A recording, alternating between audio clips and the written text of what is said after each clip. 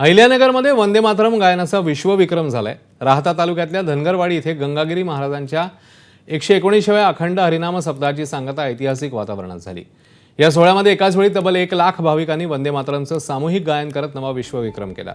लाखो भाविकांच्या उपस्थितीत झालेल्या विक्रमाची अधिकृत नोंद वर्ल्ड बुक ऑफ रेकॉर्ड्समध्ये करण्यात आली। मुख्यमंत्री देवेंद्र फडणवीस, उपमुख्यमंत्री एकनाथ शिंदे आणि पालकमंत्री राधाकृष्ण विखे पाटील या ऐतिहासिक क्षणाचे साक्षीदार ठरले। यावेळी मान्यवरांच्या हस्ते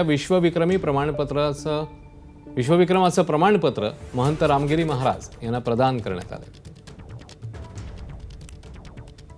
तर याच कार्यक्रमात मुख्यमंत्र्यांनी महंत रामगिरी महाराज यांना धमक्या देणाऱ्यांना इशारा दिलाय। रामगिरी महाराजांना धमकी देण्याचं काम केलं तर नेस्तनाबूत करून टाकू असा इशारा फडणवीसांनी दिलाय। काही लोक आमचे सद्गुरू रामगिरी महाराजांकडे ही धमक्या पाठवतात।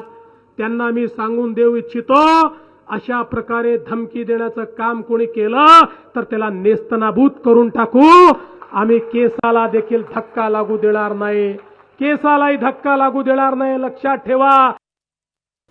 अहिल्यानगरमध्ये योगीराज श्री गंगागिरी महाराज अखंड हरिनाम सप्ताहाच्या समाप्ती सोहळ्याला राजकीय नेत्यांची मांदियाळी पाहायला मिळाली।